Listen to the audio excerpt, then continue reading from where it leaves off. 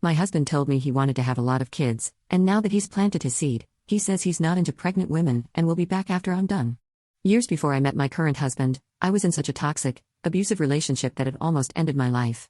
I spent years in therapy, trying to better myself, trying to figure out just why I was tolerable with that type of love. I stayed single for years, and once I started dating, I made sure to keep an eye out for all the red flags. Hell, I even took things slowly when there was nothing but green flags. Thanks to my ex, I was all too familiar with the suspect behavior. I ended up meeting my current husband at a work event, and things just fell into place. I opened up and explained my past trauma, and let him know that if we were going to date, it would require a slow pace and patience.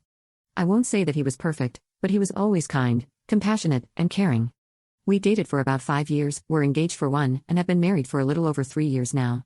We recently bought our second home together, and we both got promotions at work, so we sat down and talked about kids. He wanted a big family, and I only wanted 1 or 2. We agreed on 2, and we started trying. It didn't take long, and here I am 6 months pregnant, still working, with swollen ankles and a back that won't stop aching, but other than that, I've been very happy and thought I had a supportive husband. 3 weeks ago, I found out that he was having an emotional affair, and honestly, probably a physical one too. When confronted with the evidence, he admitted to not being attracted to me while pregnant. What the hell do you mean by that? I haven't gained unnecessary weight, I still take care of myself, even with the morning sickness that hasn't gone away. He wasn't sorry about it at all, and he told me that I was being overdramatic when I cried. He is currently staying with his family until he can find a home to rent. He doesn't want to get a divorce, and in fact, he's saying that after the pregnancy is over, we can go to therapy and fix things, but I don't want to. I cannot physically look this man in the eye anymore without feeling disgust. I have a text from him saying that he's my only option because no man wants to date a single mom. I'll be talking to a lawyer and figuring out how to divorce him. Sorry, I just wanted to vent into the void today. Edit. I was told I'm not allowed to change the locks due to it being his home as well, and he came over last night knowing there wasn't anything I could do to prevent it. Thankfully, he only grabbed some personal belongings, threatened to take the dogs, and let me know he emptied our shared bank account. Part of me rolled my eyes and figured he wasn't dumb enough to do that, and the other part made me make a mental note to check it once he left. Sure enough, our account has maybe $5 left in it. I'll be calling the bank about the transfer and speaking to an attorney later this afternoon. Thankfully, my dad taught me not to fully mix finances, so my savings wasn't capable of being touched, and while it's not a lot, it's enough to pay for the fees over the next few weeks. I don't have any family left, so I think he's doing a power play to make me feel like I'm alone and need him, when in reality, it's lit a fire in me that I don't want or need such a garbage person in my life. Update 1. Hey everyone, I just wanted to give a small update on my situation from 5 days ago. My soon-to-be ex showed up the day before yesterday, completely drunk, begging to talk. His anger increased when I would just ignore him and walk away. It kept escalating, so I went to grab my bag and walk down the road to a neighbor's home so I wouldn't be alone.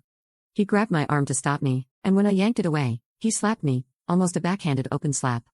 The cops were called, and I didn't have a mark on my face, so it was my word versus his. They escorted him off the property, and I'm only now assuming he's back with his parents. He did throw a fit about the dogs and does have proof of ownership, so I'm guessing he'll be able to take them. I went to leave to go for a drive to clear my head after everything and realized 3 of my 4 tires were flat. I know it was him, but I don't have proof. Insurance won't cover it, so I'm going to a tire shop on Friday morning. As for the attorney, I've had my consultation, and I'm waiting for my check to come in for my actual appointment and getting the ball moving on this. There's not much family left, and a few close friends are kept in the loop, but I don't want to burden them or treat them like unpaid therapists, so I think that's why I found myself back here on Reddit.